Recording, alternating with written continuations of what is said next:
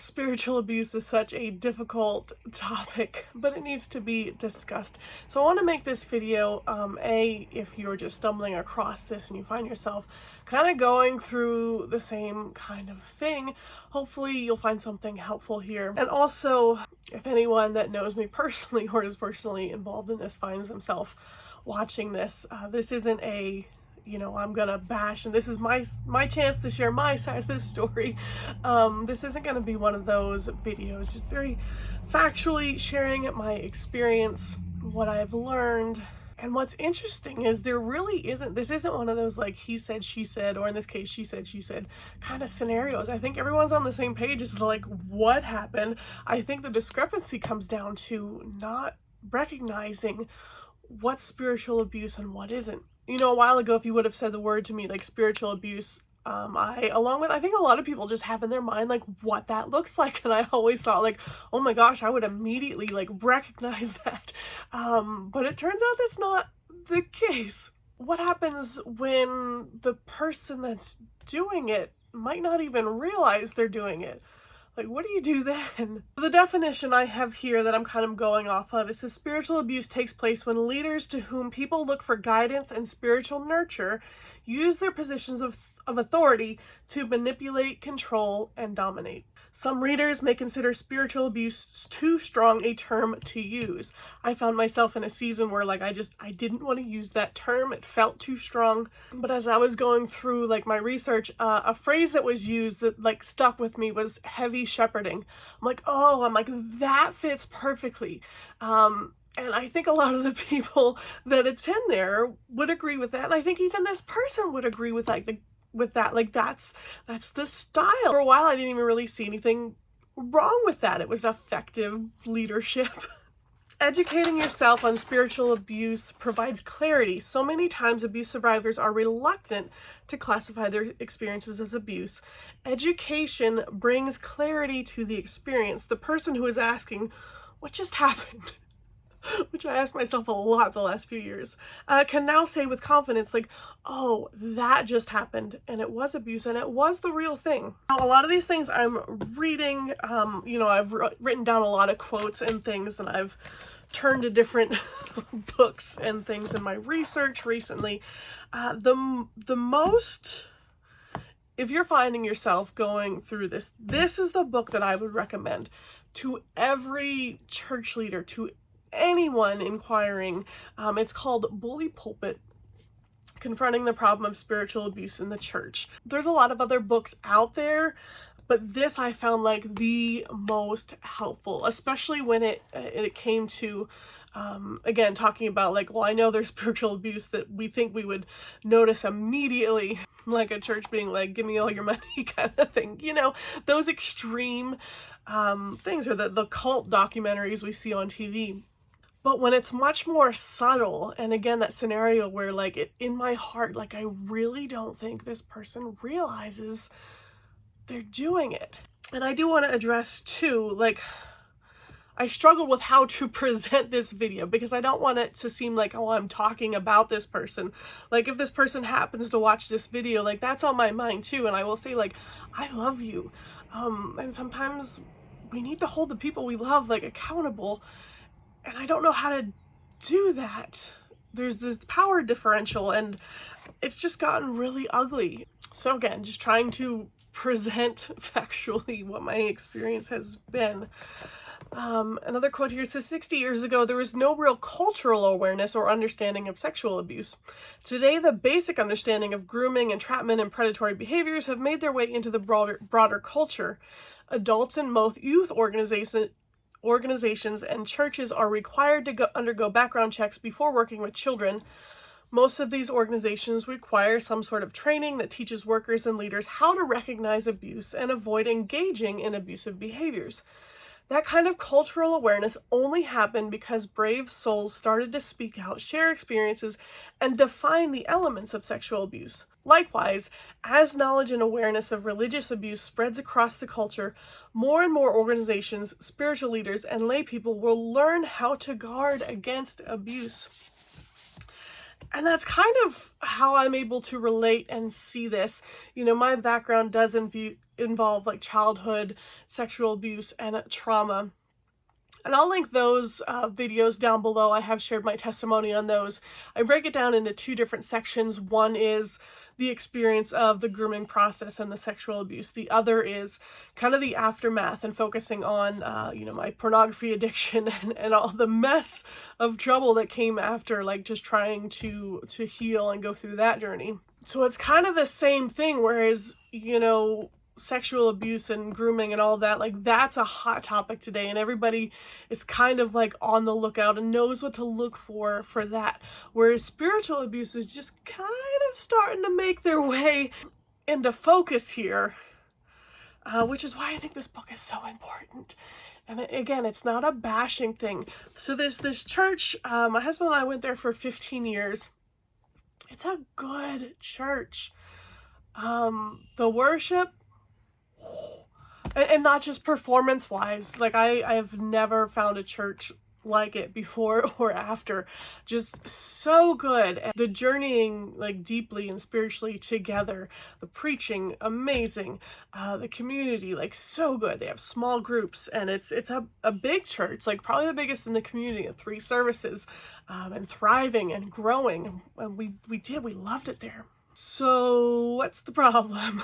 So I'll kind of go through my journey. And again, as I was going through this, I didn't know what was happening. There wasn't a label for it. I was that person. I'm like, what just happened? Like, why? I don't get this. And it wasn't until closer to the end I was like, oh.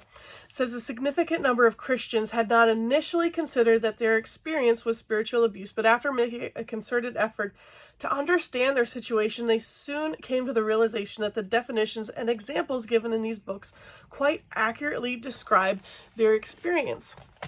So I kind of had that eye-opening moment. And with my sexual abuse, I kind of had the same thing. Like I was young, so I mean, I didn't recognize it as abuse. You know, I'd been groomed and that thing. And it wasn't until afterwards, and I had seen this talk show on grooming, and they were going through like, well, this is what they do, and this is what happened, and this is what it looks like. And just my jaw hit the floor. I'm like, oh my gosh, like this is a thing.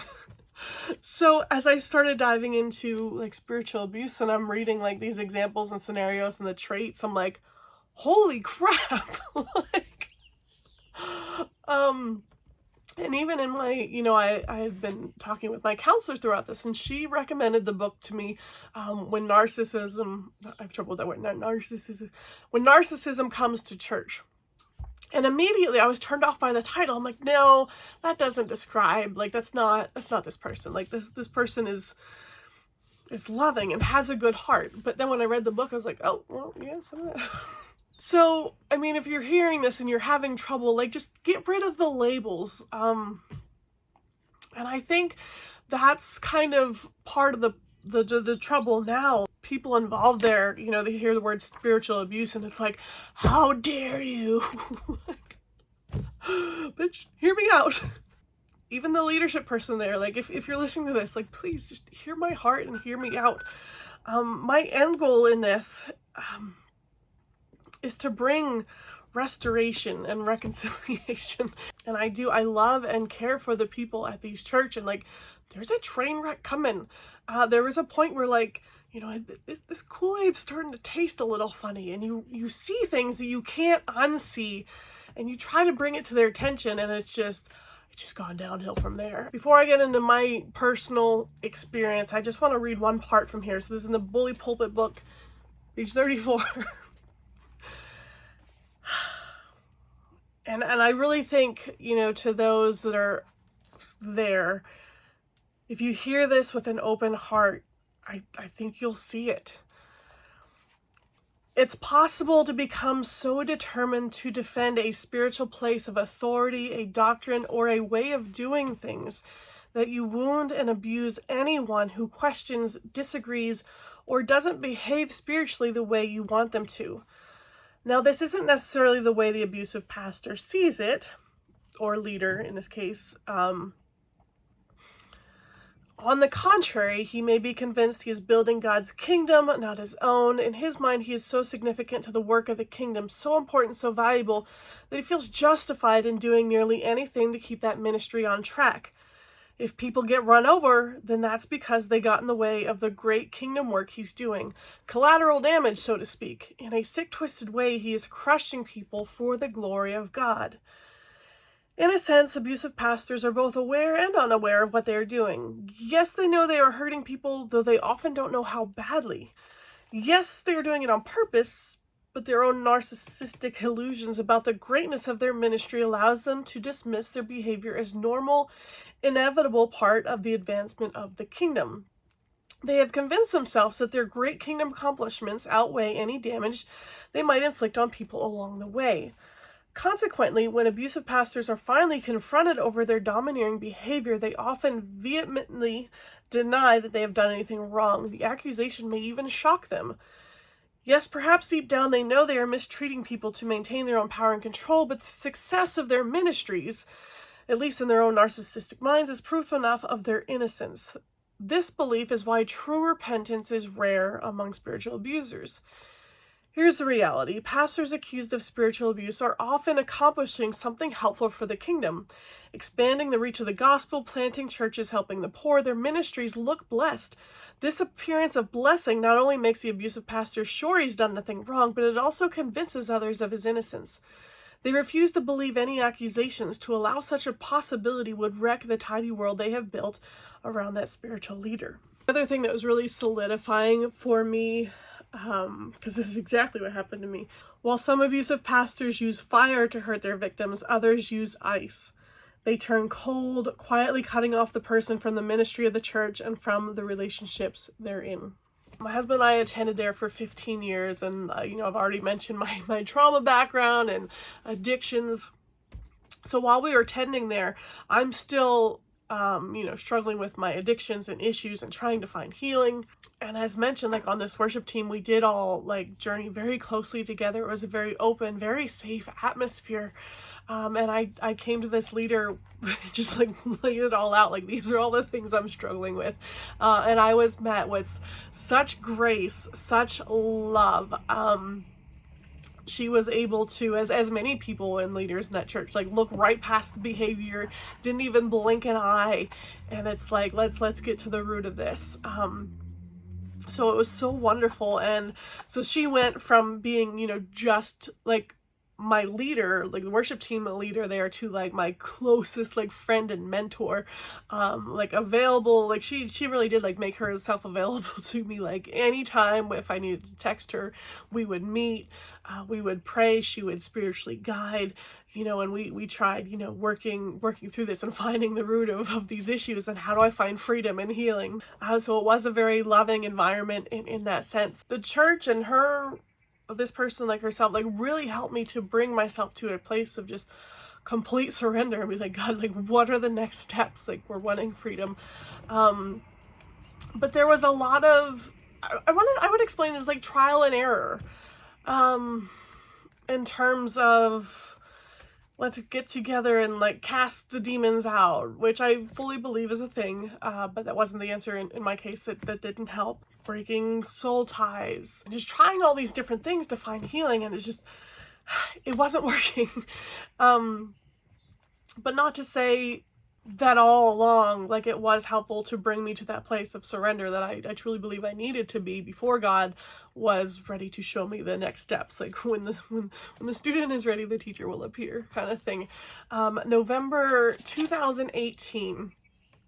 It was actually one of the Celebrate Recovery leaders I had been attending there, recommended a book to me called No Stones by Marnie Farine, and it has to do with women struggling with sexual addiction, pornography, that type of thing.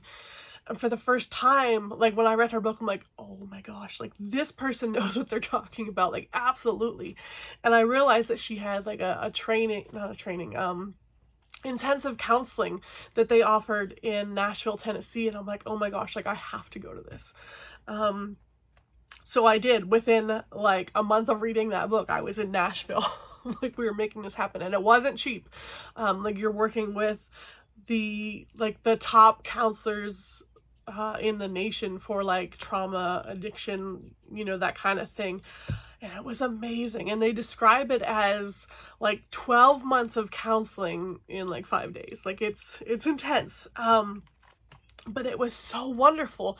And I feel like the first day I was there, like it was all, the map was all figured out. Like, here's all the puzzle pieces. This is why you act out this way. This is why, like getting down to the roots and realizing. And if you're a therapist watching this, if I throw out the word trauma egg and you know what that is, that was kind of the key to unlocking. And for those of you that don't know what it is, it's kind of listing out in a picture form all of the significant events in your life from childhood up through now, including like relationships or things just that stuck out to you. And the counselor is then able to look over your life and be like, okay, well, this is this, and this is this, and this is why this. I'm like, oh, and it was amazing. So it's not to say that I was healed within those 5 days, but I was finally on the right track, and I finally had hope. I had been so hopeless before that. So I finally had hope, and I was excited. I'm like, this is great. Part of that healing was really becoming solidified in my identity, and you need to root out the lies and replace them with truths. And the lies that I had lived my entire life was, I'm not worthy, I wasn't worthy of protection, and I am bad. So I am bad, like my internal being, like I am bad and I am not worthy.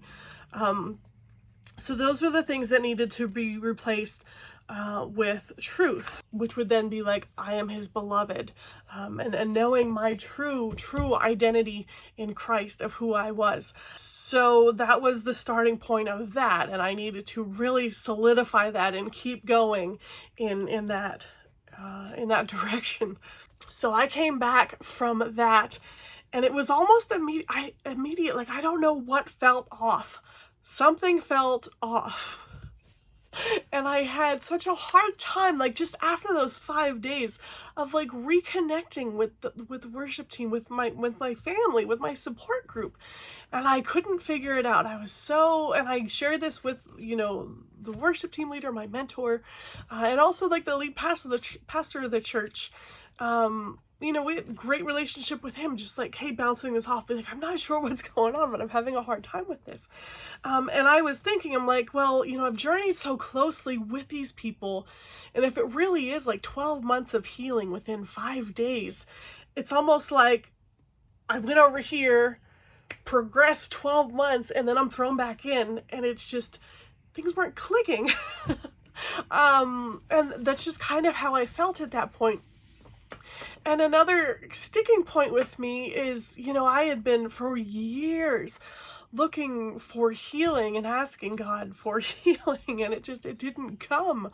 And then going to Nashville, and it was like, here it is. And I mean, I will be honest, I was kind of annoyed with the church. I'm like, why didn't you know this? And I had to wrestle through, you know, if I didn't know it, and most people wouldn't know it, and I had to go to Nashville to know it. Like, how could I expect them to know? You know, have that be like a trauma-informed kind of thing. So that was my mindset during that time. And I had shared that with the worship leader. I had shared that with the pastor. And I'm actually going to read, because I don't want anything misconstrued. Especially to any of people watching this that are involved in my life that know what I'm talking about here. This was a major sticking point for me. So there was a pretty major incident, which isn't super important to this story, but some of the elements are. A guy on our team kind of got into some legal trouble, and pretty serious legal trouble. But the struggle, I mean, and it was all made public, so I'm not saying anything that nobody knows, but it was along the same lines of things that I had struggled with in my addictions. Just that one crossed a legal line. So anyway, after that had kind of happened, you know, we were all sat down, and the worship leader said to all of us, like, she just wished that he had come to the group. She's like, it was like he had cancer and was in the midst of this premier cancer treatment facility. Like, we could have saved him. He just needed to say something. I was so upset with that because I'm like, I came to you with the same thing on such like a lesser, like extreme level, but the church didn't have the know-how of how to heal that, how to fix that, how to, like, it really bothered me. So, and I had shared my concerns or frustrations in that with her, and I had actually shared the same frustrations with the pastor, and like, hey, like, I don't feel right about that. So this was an email to the pastor, and I said, I told her this week that I just don't see it that way. I came to her in the church almost 3 years ago and expressed my deep addiction and struggle to lust and porn. I didn't understand it, and I couldn't escape it. It had consumed my life, and no one could help me. The church couldn't even point me in the right direction. A few of my inner circle friends knew of my struggle, and I keep playing the what-if game in my head. If I had been able to find the right help and relief, would this guy have followed suit and maybe come forward? Which likely adds to my frustration in this. I said, I went through soul care with the women on the worship team. So there's a book by Rob Reimer called Soul Care. Excellent book. And it was something we had kind of read through and journeyed through. I was always accepted grace and love, and I know this is certainly a church that acknowledges that sin is just a symptom of something deeper. Like, we're all in agreement with that. I said, but I found no healing or relief by going through soul care. I've been attending Celebrate Recovery for almost 3 years and still had not been able to find the cause or the roots, and thus still no relief. So I said to the worship leader, I finally found my cancer treatment center through this, workshop in Tennessee, and it wasn't within the church. Although it was they were Christian counselors, it's a Christian workshop. But yeah, and I said, and I just don't know what to do with that right now. I've been able to dive so very deep into the beginning of true and lasting healing and recovery these last few weeks, which has been amazing. But I feel an even deeper sense of loneliness than what I did before. I'm having a hard time reconnecting with the worship team on any sort of level, on any depth. I want to be a voice. I want God to be able to use my life to help others out of darkness. There's a need within the church. I know no one doubts that, but I'm telling you that even within our culture of having CR and a Celebrate Recovery and a safe place to bring things into the light, I just feel like I fell through the cracks and still couldn't find the help that I so desperately pleaded for and needed. And I've been wrestling with that as I continue to try and connect with my church family here. I know it's not the church's job to be fully educated on every type of addiction, but this might be one to have some knowledgeable ears, men and women, floating around so that when someone starts to have the courage to speak up about their symptoms, proper help can either be offered or at least be able to point them in the right direction. Again, please hear all of this in love and from a heart that is still very deeply hurting and has a long ways to go yet in recovery. If there's any way that I can be used through this within the church, I certainly want to do so. That was December of 2018, 2 months after I'd come back from this counseling workshop. So that was my heart, and that had been expressed one-on-one between me and the worship leader, one-on-one between me and the lead pastor. Like, it wasn't a secret. It wasn't like attacking anyone. Like, those were my words. That was my heart. So fast forward to, as I mentioned in the beginning, this isn't really like a he said, she said story. Like, I have all the emails, and it's not like, again, like, not bashing anyone. Like, this is how it occurred. Okay, so on April 6th, 2019, so this is now 6 months after coming back from the counseling thing, I sent an email to the worship leader, and I said, after tomorrow, I'd like to take some time off of the worship team. As I'm getting ready to dive deep with my counseling, again, like, that healing wasn't instant. This is going to be a journey, a hard, painful process to continue through this. I said, I don't want any added responsibility or to be on stage. So she responded back, said, okay, I'm assuming that might mean the trio, the Monday small group, and Wednesday night as well. So there was, like I'm saying, I didn't want to be on stage. We had our own worship team, small groups, and I think there was a time of like trio of like, there'd be 3 people that would be like journeying closer or studying together. I said, not necessarily. I just don't think it's the best time for me to serve in any capacity, but I'm not trying to isolate. And she said, okay, can you tell me what you think you'll realistically be able to engage in? I said, I can still commit to coming to Monday nights and the trio. She said, okay, sounds good. But that gives me the time frame of like, that was when I was saying, okay, I'd like to take some time off of the worship team. So it was the very next day, it would have been April 2019, where we had a Sunday school class. And this turns out, this day turned out to be like such a huge ordeal. So if you're not like super familiar with like church or Sunday school, it's just like a smaller group, not necessarily like, it could be like a teaching, but it's more like back and forth, conversing kind of thing. And again, this is a very close-knit group.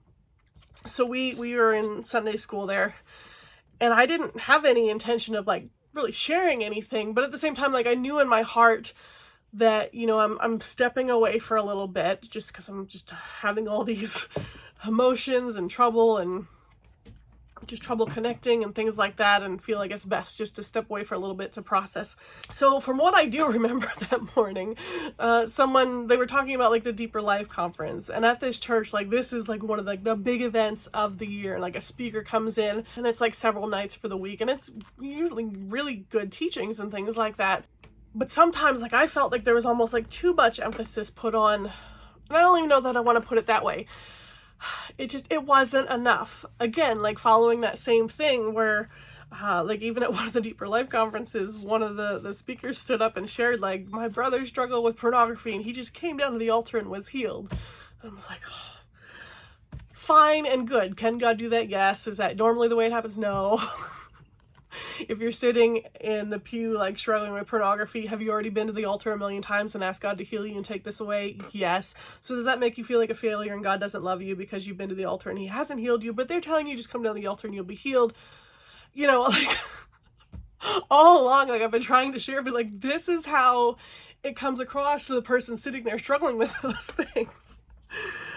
So anyway, somebody started like just, you know, speaking high praises about the Deeper Life conference, and I'm just like, oh, again, my heart's just like that, like what seems to be working for everyone else just did not work for me. So I felt like an outsider, and had trouble like connecting now with this group. So I took that opportunity to share my heart, like that same thing that I just read to you from the email that I had sent to the pastor. Like that's what I was sharing with them. That might be like the first time that they were hearing that from me. For some people, it was viewed as like I was attacking them. That wasn't my heart. I don't know what exact words came out of my mouth to have it construed that way.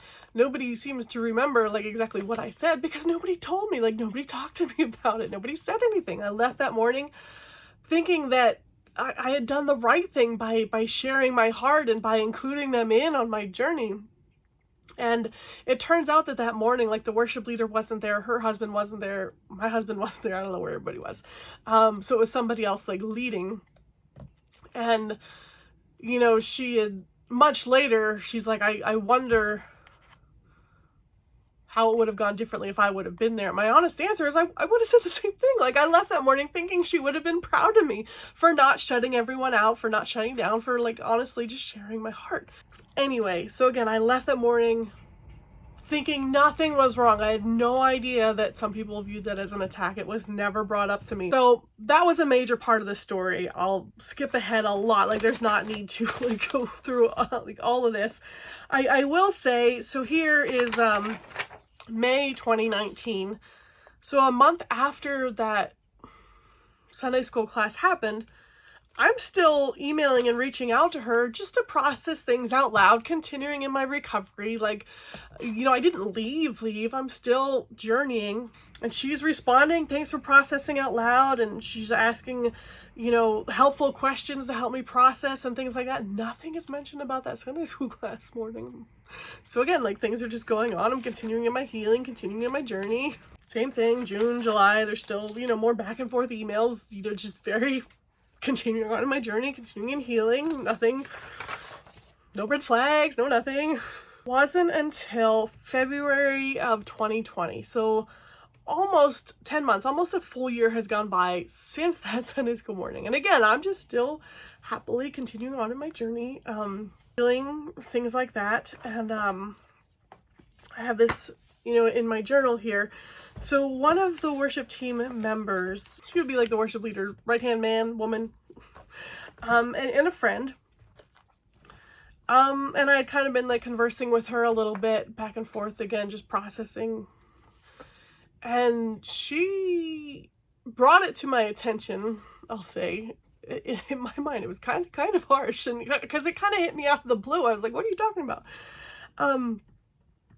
And she said to me, she's like, you hurt a lot of people that morning at Sunday school. And I'm like, what are you talking about? Like, what Sunday school morning? And it registered that like almost a year ago that morning. And I was like, what do you mean I hurt people? And here, so I started to realize that they viewed it as like an attack. And I was like, nobody told me any of this. But she went on to tell me that I had a rebellious and arrogant spirit, and until I took care of that, like I wasn't going to find what I was looking for. She told me, you have not found your freedom. I was crushed. Absolutely, like devastated by those words. And I was still struggling with, the church claiming to be this amazing trauma or cancer center or whatever, like come to us with anything and we can help you heal. And I'm like, no, like that, you do amazing things. Like, are you light years ahead of other churches in the area? I think so. You've taken great strides, but you're claiming to be something you're not. And that was still like being used against me. And when she told me you have not found your freedom, I picture it as like those racers that pass off the baton. So that there was this baton for my healing journey, and this church and my this friend and my mentor, we're holding the baton. And then when I went to Nashville, the baton was briefly handed off to the counselors in Nashville to continue on that healing. But then it wasn't like, yes, I'm healed, I'm good forever, don't need to do anything else. That baton was handed back to the church to help me continue, like have the support. And that baton was dropped and stomped on and crushed and smithered to pieces. That kind of made things like worse in terms of like, of course I'm gonna have trouble connecting if like this is one of the main people on the team telling me like, you have not found your freedom. And that just came out of complete left field. And I was just baffled. I'm like, I don't know what you're talking about. So again, there wasn't any like further follow-up conversation with that. And I'm just kind of like sitting with that. And I was like, okay. And again, the worship leader was not there that morning. So if she would have been, I would have probably gone to her to have a conversation. But I guess I wasn't even really connecting the dots that she was aware. Like I had just been made aware that morning was an issue. So I thought that any issue was between like maybe me and this other person. And I, I'd asked her, I'm like, what did I say? Like, do you remember what I said? Because I remember what my heart was, which is why I have that email that I read like to the pastor, because I wrote that around the same time as the Sunday school class. I'm like, well, this was my heart at that time. Like, what did you hear me say? And nobody could remember. I'm like, okay, thanks. They were certain that I meant it as an attack. And I promise you, it was not meant as an attack. If you were there that morning, I can't remember like who was there that morning to say like, I'm so sorry. That was never my intention. If it would have been brought to my attention, like immediately I would have moved heaven and earth to make things right. Like right then and there. And none of this, like we wouldn't be here today with this hot mess. So now March 2020, I'm reaching out to the worship leader. Something just isn't sitting right with me. And, we had always had, and she has the same relationship with anybody on the team. Just like, it's more than an open door policy. It's just like, come to me with anything. Like you can say anything, like share your heart. Let's talk. It was very much so like that type of relationship. So I will read exactly what I said. And actually this turned into being more of a red flag than I expected it to be. Again, at this time, I was still like, was this okay? Was this not okay? And again, reading about spiritual abuse cultures, I'm like, oh my gosh. So I start out and I say, I'm so very thankful for you. I want to start with that. My last counseling session was spent entirely on talking through and preparing myself for this conversation. I know that I've been very back and forth with how I've felt about things this past year. I think I finally arrived at a place of peace. I'm so very sorry for being upset that I didn't feel that I found the answers I was looking for at this church. I think back to our time together in your office with you helping me to pray that God would shine light on the next step, and he did. In terms of soul care, I fully agree that this church is 100% on the right track, and that was my personal experience.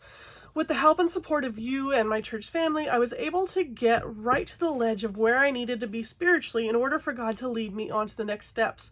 I was able to get to the place of utter surrender and brokenness and was finally ready to be changed. I then needed that additional psychotherapy component to finally unleash complete freedom. Looking back at the timeline, I can see that God showed me that step just as I arrived at that place of spiritual surrender. Especially when there is a trauma history, I truly believe, especially after walking through it, there will be some people that would need both of those components to find freedom. There's one lasting concern of bitterness that I have been unable to let go of, and I've tried so hard to do so. I trust your heart. I have always trusted your intentions. So even if I don't agree with something, if your intentions were good, can I just let it go at that? My counselor said that some things can be worked through just by talking about it, but for this one, it will require an action, talking to you about it, in order to release and heal from it. I have to get rid of all emotional baggage so that I am free to be fed spiritually when I attend here. And I can attest that this has continued to be a hindrance to me in that. When the worship team member that got into legal trouble, when they left unexpectedly, I completely understand protecting him by asking the team not to reach out to him and bombard him. It was the wise thing to do. And I know that things were drawn out so much longer than anyone expected. It should have been his choice as to who he wanted to continue to allow in his inner circle of communication. So it had been told to us, like, do not reach out to him. Finish reading this and then we'll... The church did not have any authority to be that restrictive or controlling over the situation. 6 months after he left, you told me that I was not to see him or meet up with him at the Pittsburgh Marathon. Why does that decision concern anyone other than my husband, myself, and this person? At one point, you told me I either need to stop talking to him or I'd be off the worship team. It was a do as what I say or you're not welcome here, controlling atmosphere. You made the decision that he was not to attend creation. I agree it wouldn't have been a good idea, but it wasn't something the church had any authority or say over. I don't know how to get past the bad taste in my mouth that overreaching has left me with. So I think that decision did bring a divide among people in terms of, like, the church had absolutely no right to say who we can and can't talk to, versus like this was like a one-off like situation. It's not every day that like this situation is put upon, you know, a group of people. So I think a lot of people could see her heart and her good intentions in that, and it was you know, this person had also agreed to be like, yes, like, I don't want people bombarding me. But there was a point in time where, like, 6 months afterwards, you know, this person wanted to meet up with me and my husband at the Pittsburgh Marathon, you know, hang out, catch up, whatever. And she's like, no, you are not to. I'm like, what? I just want to pause on this point because it with this particular situation, yes, it's kind of a gray area because of the situation. I have learned since this time that it is the culture of this church that they think that this is okay, because it has been done in other situations where former staff members have been fired and they are told you are not to remain friends with anyone in this congregation. It's a big church, number one, like, if you still live in the community, like, and second of all, no, like, the church has no authority over that. That is heavy shepherding. That is an authoritarian stance. That is spiritual abuse. So if people are standing up and being like, how dare you say that there's abuse going on, right there is a black and white thing that is abusive and would be considered spiritual abuse. So yeah, do with that what you will. So anyway, at that time, that was my heart where I was like, you know what, this kind of just doesn't sit right with me. Can we talk about it? Her response was, thanks, Jen. I appreciate what you have shared with me. I continue to pray that God would guide. That is the most evasive response I've ever heard in my life. So I talked to my counselor again, and I said I was hoping for this to have been a healing conversation. My counselor had recommended, she's like, well, just to make sure this wasn't like a misunderstanding, like reach back out and tell her. I said, I experienced your response to be one of disinterest, and maybe that's not how you intended it to come off. I've always appreciated that you welcome us to come to you with our honest feelings. I don't want to leave on a negative note, and I don't want there to be any misunderstandings or miscommunication. Authoritarian leadership is not a good fit for me. It shouldn't be a good fit for anybody. And will always be triggering. The questions I'm praying over are can I go back to the way I felt before, or did this poison the pot too much? I came to you with this to try to find out if this is just a one-off type of scenario, or if this type of leadership is the norm within this church's culture. For a church to be a good fit, you need to be aligned with their doctrine and culture. If that's the culture of the leadership, then that's fine and we can just agree to disagree. But if it isn't, then I was still hoping to heal from that experience. Crickets. No response. Like, if that's the church's culture, then just come right out and say it. So either you know it's wrong to have that type of culture and you're just avoiding, I don't know.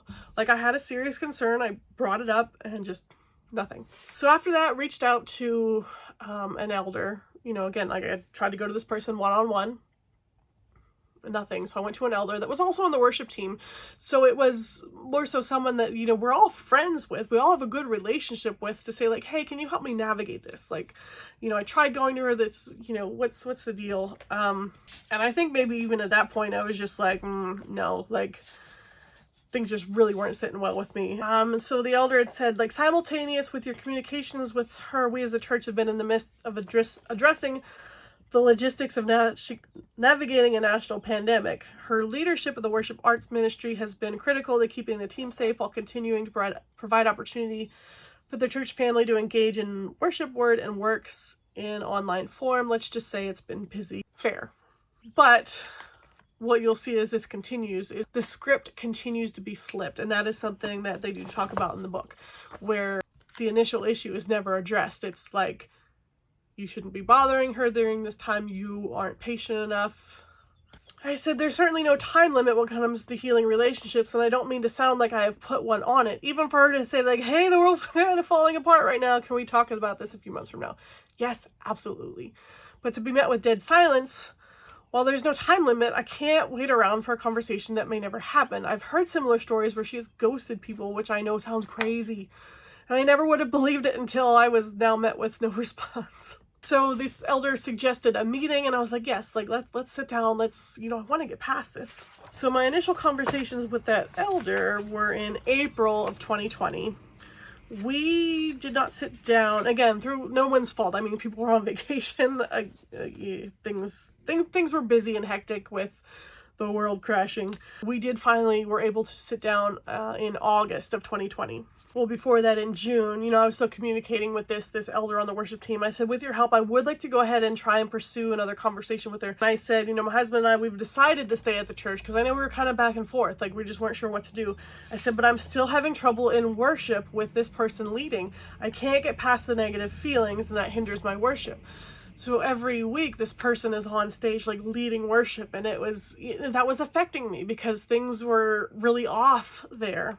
So we did sit down in August, and it was outside of the picnic table because, again, this was the time that we weren't allowed to meet indoors, so services were being held out. We had services outdoors, you know, and I laid out my heart, and it was just really conveyed to me. You know, my question was, I still just want to know, like, how much authority does the church have over our personal lives? And the conversation really was mostly like the elder, I think, did a lot of the talking, and just like, you know her heart, you trust her heart, you just have to trust her intentions. And it was brought up, like, due to my past, like, I just don't have any, like, trust or, you know, respect for leadership. Didn't really appreciate that. But at that point in time, like, I could accept that. Like, I was still, like, yes, like, I know her heart, I know her intentions are good. To this day, I still think her intentions are good. Like, if you are watching this, I think your intentions are good. And I wholeheartedly believe that. But at the same time, since we were outside, like, she had sunglasses on and she sat with her arms crossed and like didn't say anything like the entire meeting. Like, what was supposed to be like a healing like conversation was very much so me sharing my heart, bringing up my concerns, and the elder saying, you just need to trust her. And that was it. I was like, okay. So I processed that and I was like, okay, I trust her intentions, that was a difficult situation to be in, and she made the best decision that she could at the time. And it wasn't just her, like, it was, the church had kind of made that decision. She had counsel to make that decision. But again, nobody answered my question at that time, be like, does the church think they have authority over our personal lives? And I found out now, like, they kind of do. So in October, so again, we had sat down in October of 2020, I emailed her and I said, miss you, friend. I really mean that. I said, I was listening to something the other day and it was talking about how when some people have a hard time understanding their relationship with God, God is shown to that person through another human being first. Once they experience it through a relationship with another human being, they have an easier time understanding it spiritually. I was angry for a long time for feeling like I wasted so much time trying to find healing within the walls of the church. I did put wasted in quotation marks because I don't feel like I wasted it, but you know what I mean. But I think I've had it wrong all along. It's like saying when the student is ready, the teacher will appear. It wasn't until I was ready that God led me to healing and the continued resources that helped me to get there. And without you and the church, I might not have ever been ready. You not only look beyond the behavior, you didn't even blink at the behavior, and that is what people buried in shame need the most, a safe place. I was on a Zoom call this afternoon listening in to a women's conference on porn addiction support for women. This particular session was live expert panel, what the church can do to help women. It was so good. And these leaders recognize that it is the norm for churches to not have the resources or knowledge to help. When they opened it up for questions at the end, I asked them my bitterness question and how to get past that. They had some great feedback. They said, be patient and pray against the spirit of bitterness. There's a lot of rubble being a way paver. If that bitterness continues to sink in, it limits God's ability to use you alongside them. Celebrate the small steps the church makes. Sometimes our expectations are unrealistic. I said, I'm ready to lay down my sword on this one. If I wasn't aware of the resources available to help, why would I have expected the church to know about them? And I celebrate and want to give credit to the church for steps it is taking in this direction. And I know that the lead pastor was looking into resources in this area prior to COVID. I'm super excited about that. I said something else they said in the conference today was, don't wait for the small group you're looking for, create it. And it really struck a chord with me. I haven't been a regular at Celebrate Recovery for a while now. A while back there was talk of me possibly leading a new women's group. I don't really see Celebrate Recovery as my ministry anymore. I really think it will be something new, even if it's just leading a small group book study somewhere down the road. Just intervene here and say, I love Celebrate Recovery. My personal thoughts are, it is a great place if you are struggling with bringing things into the light. Is a very safe and a loving, shame-free atmosphere to be able to bring things into the light. If you are struggling with deeper things such as trauma, I did not find it helpful in healing from that trauma. So I think it's a great place for sharing your struggles. And I think that once you find your sobriety, it's a great place for keeping your sobriety. But again, it wasn't the end all answer for me to heal those roots and do that trauma work, if that makes sense. I said, I want to remain at this church, and I know that my husband does too.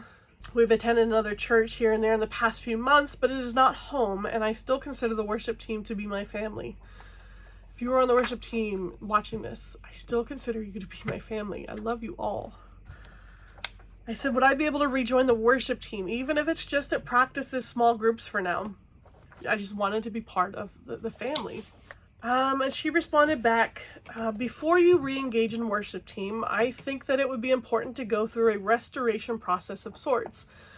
What has transpired in the last couple of years has taken a bit of toll, and I feel as though engaging too quickly would not be healthy for anyone. I would have to think and pray through this at length, and unfortunately my energy and capacity is a bit stretched currently with all that's going on in terms of coming back inside, the building on Sunday mornings, etc. With that in mind, the earliest we could possibly meet on this would be mid-November. I understand that might be disappointing for you. I trust that you'll try to understand where I'm coming from. Yes, so everything that was said there, I accepted that. There was a lot that had transpired the last few years. I could see where she was coming from on that. I was like, okay, sure. So mid-November rolled around, which is the time that she said, we'd be able to meet. So I just popped in and emailed her November 19th.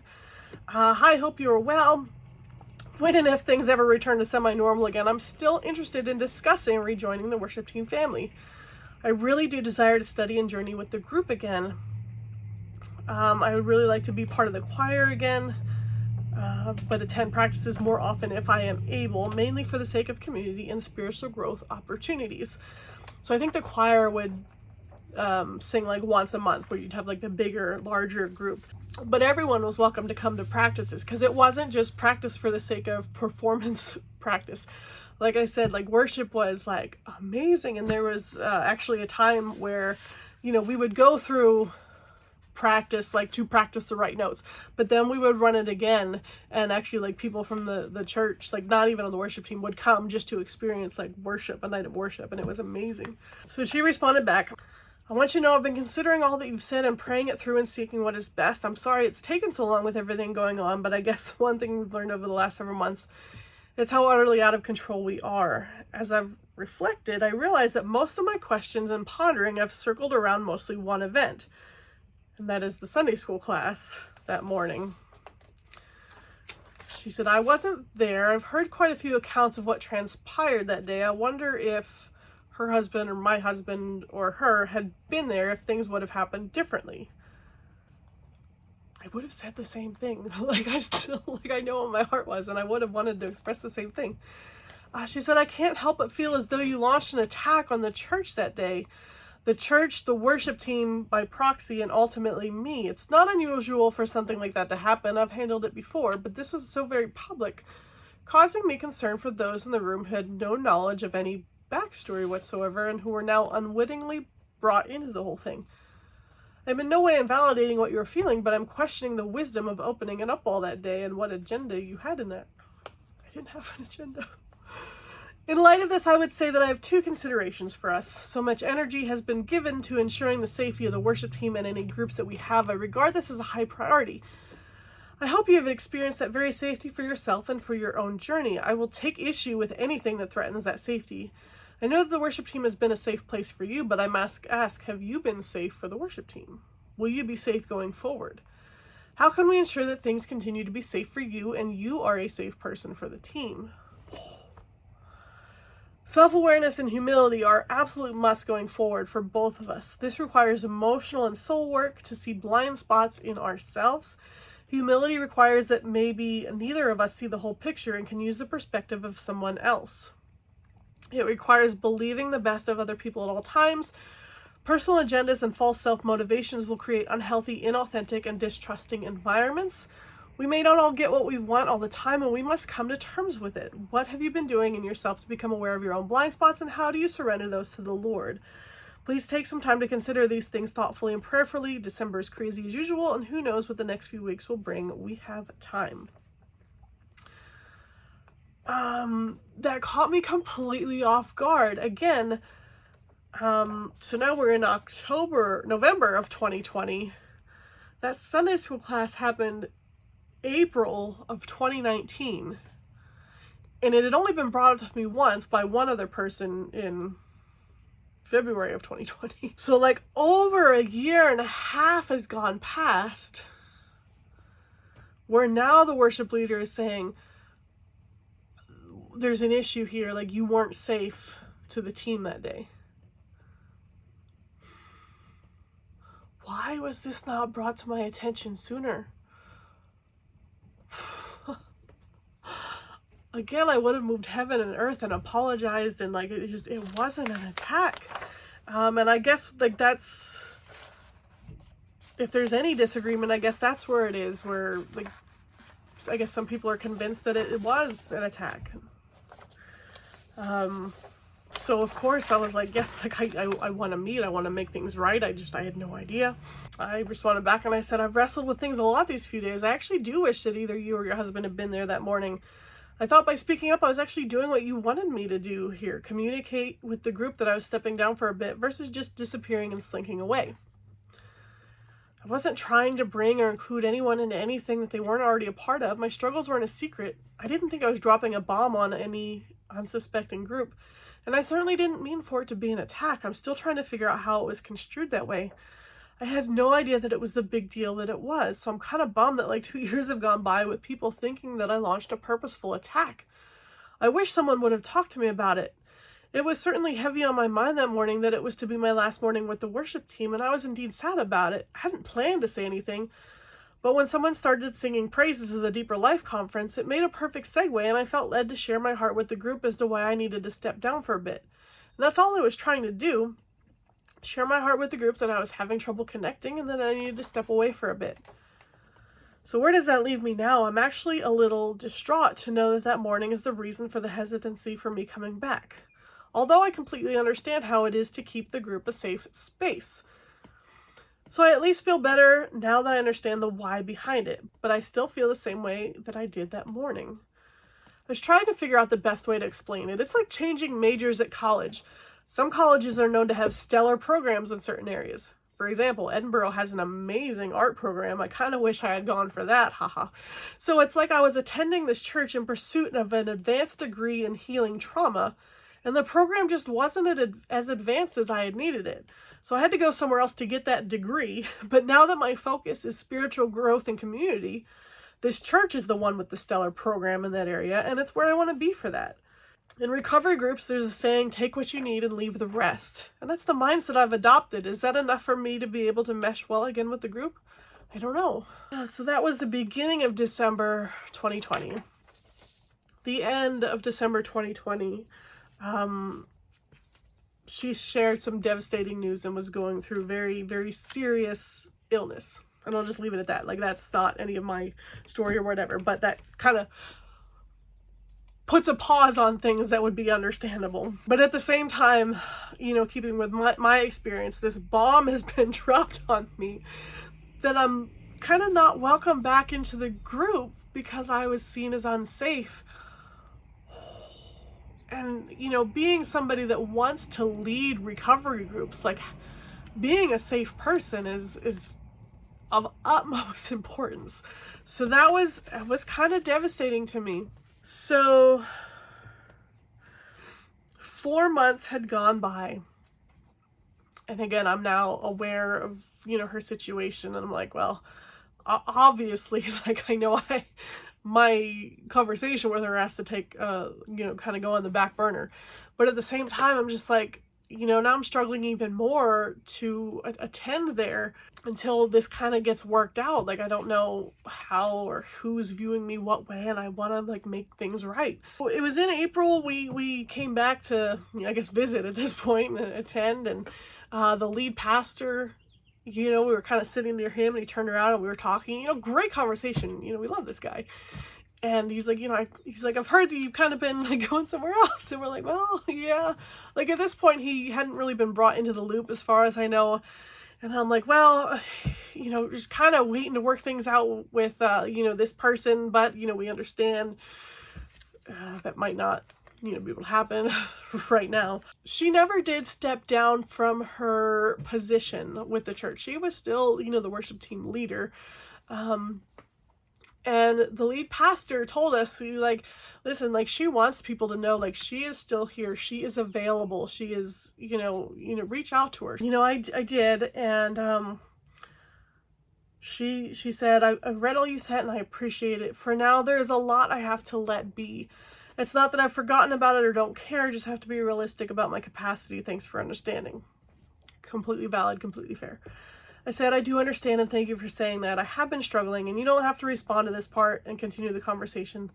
I've been struggling with feeling like I don't belong or am unwanted. The major questions I've been wrestling with are, I feel like I've always been called to serve in music ministry, so if we attend this church, am I content with not being on the worship team, whether that just be for now or permanently?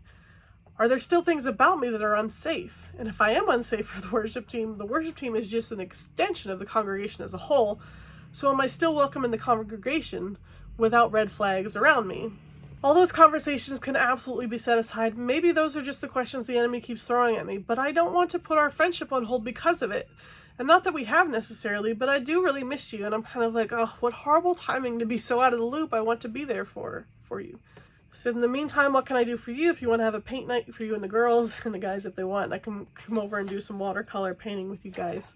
So again, just really trying to, you know, like, yes, if the messiness still needs to be put aside for now, like, can we still maintain, like, you know, something there? So June of 2021, so now 7 months have passed since I've been told, like, you're not a safe person for our group. And no opportunity for any kind of, like, follow-up or, like let's fix this, let's make this right. And I don't, obviously now, like, I can't attend there until, you know, and they never said that. I was still welcome to attend there. I don't want to misconstrue that.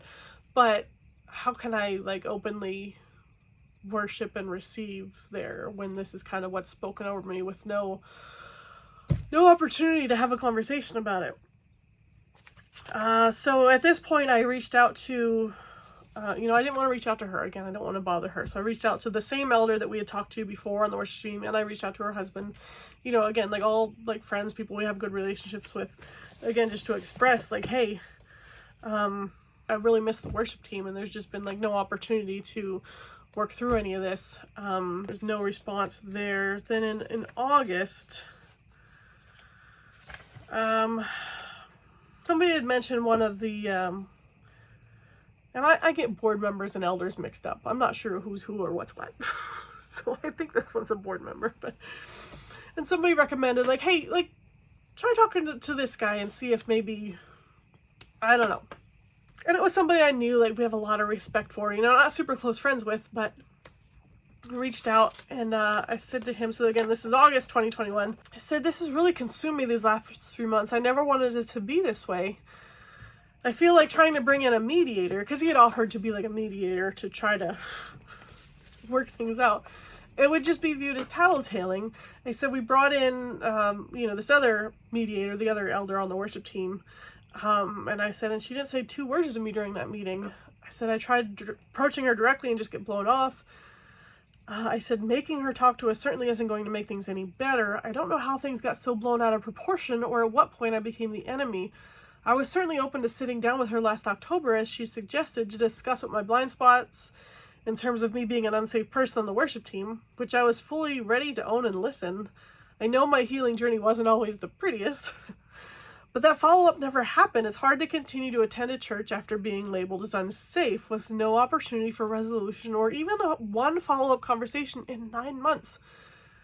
After 20-some years, I had finally found the true healing I've been searching for my entire life, and for the life of me, I can't figure out how I became the outsider and banned from the worship team in the process. In August, I did reach out to the worship team leader. I said, I don't understand how things got to this point. I wanted more than anything an opportunity to make things right. Why didn't anyone talk to me after that Sunday school morning that was viewed an attack?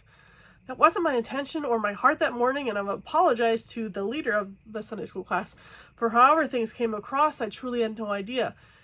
And I was certainly eager to address and work through any of that when you brought it up to me last October. I don't doubt that I've said hurtful and reckless things throughout my journey, and for that I am deeply, deeply sorry. So again, it was in August 2021, emailed the pastor, and I said, we've given up on being able to resolve things with worship team leadership. We've remained on the fence and held out hope as long as we could, but it's time. Please remove us from the church membership list. His response, I'm sorry to hear this. Both of you are beautiful children of God, and I pray God's blessings on you as you pursue a new church fellowship to plug into and serve in. I'll bring this to the elders meeting on Tuesday to process your removal from the church membership list. You are always welcome here, and please stay in touch. May God bless you and keep you. May he make his face shine upon you. May his shalom fall over you. May you experience the blessing of God's presence daily in your lives.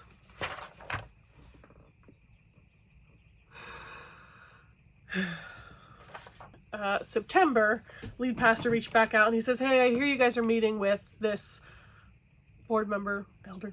I will follow up with him and then you guys after that praying for you. I said, thank you. We really do appreciate that. We actually have a meeting set up with, I'm going to call him a board member. If he's not, I'm sorry. I think, just to help us process through this. We haven't yet found a church that compares to what we had here, and we do miss it there. I know that leaving doesn't solve anything, and we're having a hard time processing through all that. Part of me still wants to see if there's a way I can still peacefully attend here, but my heart knows that would be difficult. Music ministry is where my husband and I feel called, and I feel like that door has been closed to me.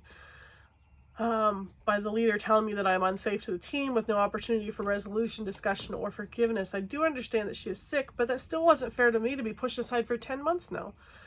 I did send her an email last week, just shortened to the point. Part of me was hoping for a last-ditch effort of resolution, but she never responded. I really do feel that we've done everything in our power to continue on there, but it feels like those doors have been closed to us. Thank you for being a great leader and friend to us. October 2021. So now this is after we've, been talking back and forth with the board member, and the board member has, offered to have a meeting and be a mediator and let's talk this out.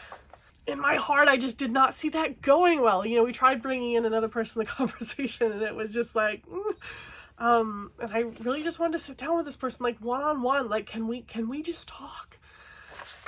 So in October, I reached out to her again. I said, would you be up for meeting sometime over the next few weeks? Just you and me. I would still like to bring resolution to the unsafe concerns that were about me. I have not been able to comfortably return to this church since learning of the concerns, and almost a year now has gone by without an opportunity to talk about it.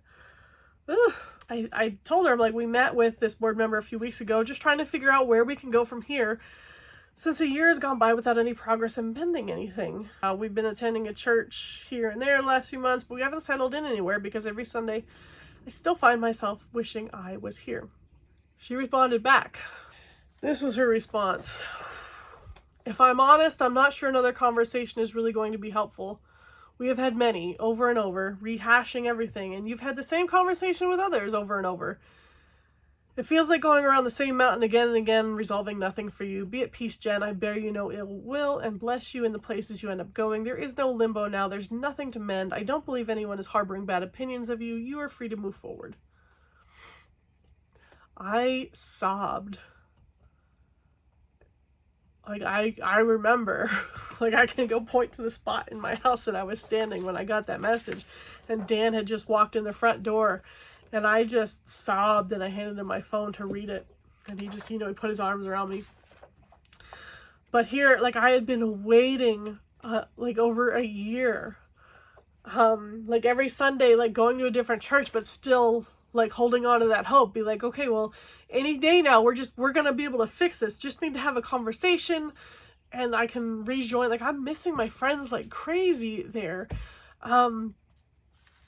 And to get that response, I was like, what? So I responded to her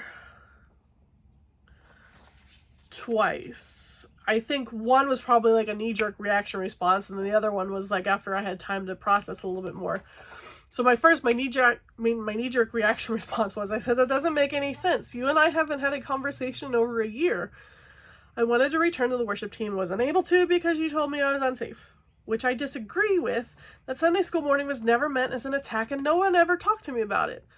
I had the same conversation with others because you were unavailable and unable to this past year, and I was trying to go through the proper channels of working through things. You can't use that against me. I've not been running around telling everyone the situation. I've actually been very careful not to. Nothing is being rehashed. There was no hashing to start with. You can't justify this by putting this on me and tell me go in peace. And then I responded again. I said, I really think there's been a misunderstanding somewhere, likely several. The thing about me being unsafe came as a complete surprise to me. And that Sunday school morning happened at least an entire year before I asked to come back. I was eager to talk about that, find resolution of that, and only that.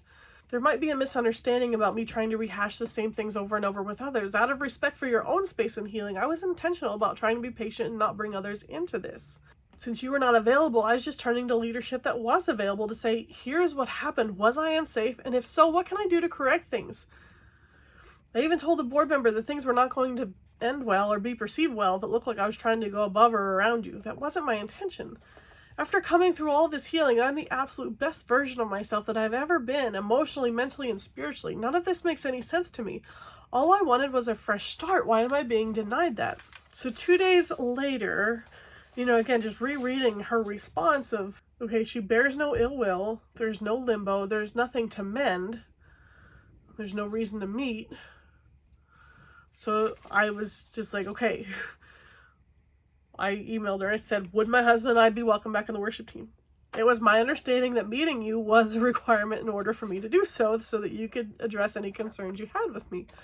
That was the only reason I've been waiting to meet with you since last year. I've put everything else behind me.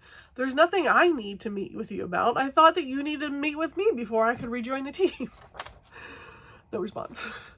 And so that was October 2021. I wrote down 2 quotes from some of these books here from other scenarios. It says, he's making my life unbearable and I was still wondering what I had done to deserve such treatment. Although I tried many times to find out what my supposed sin was, no one would tell me anything. Like, what did I do? I'm so sorry. How do I fix it? She refused to meet, like, even with the board member as a mediator. But she would meet with the board member. So that meeting took place and then the board member got back to me. So I will read that. And again, after researching like spiritual abuse, I think it's got a lot of red flags in it.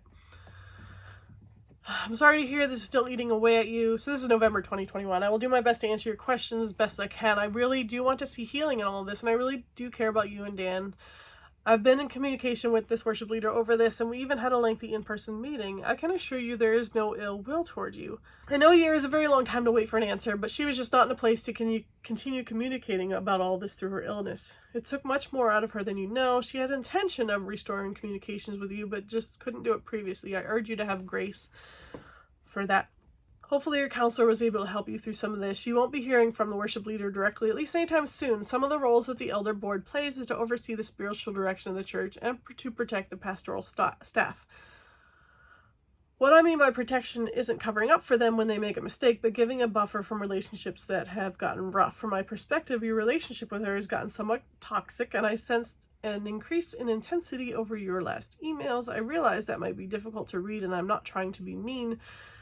This is just how we perceive things right now. All that to say, this was discussed with the board, and the board has directed the worship team leader not to communicate directly with me for the time being. Things can still be channeled through the board member, which he's completely fine with. I know that may not be what you want right now, but we thought it was appropriate. To answer your question, would you and Dan have been allowed back on the worship team? He says, in my opinion, the board member, you were probably much closer than you thought. It just didn't have enough time to play out. Sadly, I don't know if the answer would be the same today. I received your recent emails to be on the aggressive side, and you've made a strong accusation of this person being abusive. I would have questions about your discussions with other people that have left the church in regards to her leadership. It appears that these conversations have created an upward tick, energizing this problem in an unhealthy way. If there is no intention of any of these people returning to the church, are these conversations productive, wholesome, and done in love with the intention of restoration and healing? A lot to unpack there.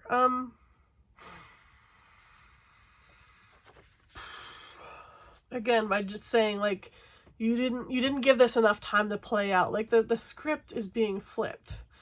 You weren't patient enough. You're being aggressive. And I went back to see, I'm like, what did I say that was aggressive? So this is what I had sent that was taken as being aggressive. I said, even though myself and my husband are not returning, there's still so much anger over this. We're not the only family to leave directly because of this worship leader. I said, there's talk of people writing letters to the district because people continue to leave the church for similar reasons. Deeply involved families, not pew warmers, and nothing changes. I said, I'll keep this on me, though. I still want an answer from her. I deserve that. My final message to her was asking if Dan and I would be welcome back on the team. After she said there was no ill will towards me and no reason to meet. And of course she never responded. I said, this is pretty much spiritual abuse. That's the first time that I used that word. I said, telling me I am unsafe. I had to carry that for an entire year and then refusing to have any conversation with me. She just waited me out until I left so she can claim she didn't do anything wrong. I have so many friends in the worship team there and she has ripped that bond away from me. I want her to stand behind her actions or lack thereof and actually provide someone with a legitimate reason as to why we are not welcome to return. The anger and bitterness against her continues to grow. The problem wasn't solved just because we gave up. And now we're left scrambling with all the broken pieces, trying to figure out how to move on when all I and several others can fixate on is how awful she was to us. So there's a whole chapter in here about flipping the script. And then also when they're just using that against us. if we're not coming back, like, why are you still discussing this? Because we don't have any support from anywhere else. I guess now is a good time to address like the why. Like, if there's no hope that I can return, like, why is this so important to me? And I have, like, the more that I've realized that this does fall under the category of spiritual abuse, like, the more, like, there's absolutely no way. Like, I have to stand up for future victims. So, reading from the book here, it says, J.R.R. Tolkien's epic tale, The Lord of the Rings, doesn't end like most adventure novels. Even though Frodo returns to the Shire to his beloved bag, and Frodo knows he will never be the same. How do you go on when in your heart you begin to understand there is no going back? There are some things that time cannot mend, some hurts that go too deep. Then, in conversation with his companion Sam, Frodo realizes that all his pain may not be about saving the Shire for himself, but saving it for others. Their exchange is deeply moving. But, said Sam, and tears in his eyes, I thought you were going to enjoy the Shire too, for years and years after all you have done. So I thought too once, said Frodo, but I have been too deeply hurt, Sam. I tried to save the Shire, and it has been saved, but not for me. It must often be so, Sam. When things are in danger, someone has to give them up, lose them, so others may keep them. Those affected by spiritual abuse feel much as Frodo did. Though they try to put their old life back together, they realize things will never be the same. Some wounds go too deep. Often their one consolation, like Frodo, is that their courage to speak may have protected and saved others. Though they may never experience the beauty of church again in the same way, perhaps their actions have preserved the church so others can. Unfortunately, some churches have minimized the problem, unaware of how deep these wounds run, sometimes even insisting their victims should just get over it and move on with their lives. Alright, so I want to read this section here under the flipping the script chapter. An abusive pastor's first step is to build a strong coalition of allies who can speak up for him, defend him, and even go on the offensive against the victims. This coalition effectively becomes the abusive pastor's team of lawyers committed to defending him at all costs. While it's perfectly normal behavior for the senior pastor, in this case worship leader, to have close relationship with other elders, those close relationships are often used as protection from accountability in cases of spiritual abuse. As soon as accusations come to light, the behind-the-scenes networking begins as they weave their own narrative about what happened. By the time the victim tells their story to a committee, the abusive pastor has already turned most of the elders against them. This is why many victims opt to leave. Since the pastors controlled the narrative, they realize there's no hope of overcoming the abusive pastor's tactics. An abuse survivor tells his story. At first, I tried to confront the abusive person. After that didn't work out, it was too late to share with my friends because he beat me to all of them and told them not to talk to me, not to return my text, calls, or emails. Since loyalty to him was what he enforced, not even my closest friends would talk to me. I was cut off instantly. Generally speaking, people prefer to act as defenders rather than accusers, especially in a Christian context, and especially on behalf of a pastor. Thus, most elders or church members quickly become aggressive defenders of a pastor, even lobbying others to join the cause, while very few become advocates for the victims. After all, the latter requires them to accuse the pastor, whom God supposedly called to be a leader, and that is difficult for most people to do. Defending is heroic. Accusing is risky. This entire scenario reminds us again that the problem with spiritual abuse goes well beyond the individual abusive pastor. Spiritual abuse is allowed to continue because willing supporters protect and enable that pastor. In the 1997 political film Wag the Dog, the spin doctor Conrad Breen, played by Robert De Niro, describes the most important factor when controlling a narrative: to change the story, change the lead. In other words, make the main issue something other than the alleged crime that was committed. This is a move designed to flip the script.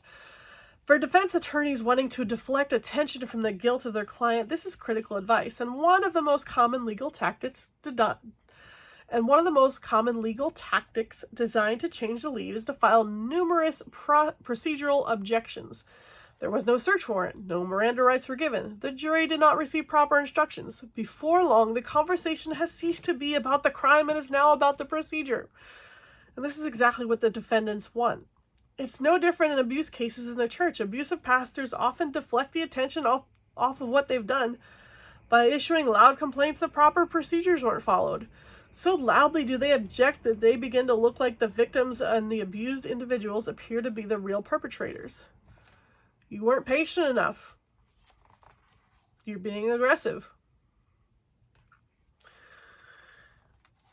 In a number of cases I studied, it was not unusual for procedural issues to become so central that the abuse itself was nearly forgotten. People were upset, but not at the pastor's abusive behavior. Instead, they were upset about how certain procedural steps weren't followed during his prosecution. In their minds, it was the abusive pastor who had been mistreated. He was the real victim. Often these same people express little concern over how the victims have been treated.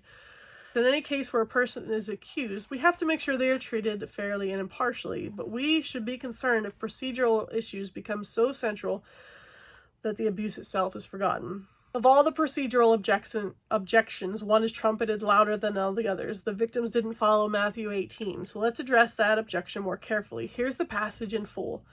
If your brother sins against you, go and tell him his fault between you and him alone. If he listens to you, you have gained your brother. But if he does not listen, take one or two others along with you, that every charge may be established by the evidence of 2 or 3 witnesses. If he refuses to listen to them, tell it to the church. And if he refuses to listen even to the church, let him be to you as a Gentile and a tax collector. The church should still hold the person accountable for their abusive actions, even if the accuser did not follow the right steps. There should be no attempt to make the 2 issues equally problematic, as if failing to follow Matthew 18 is equivalent to being an abusive shepherd.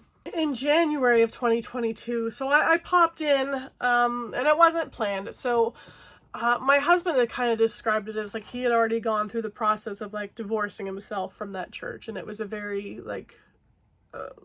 probably like an emotional process for him. So he was not of the mind to like, hey, we're just gonna pop in and visit people, you know.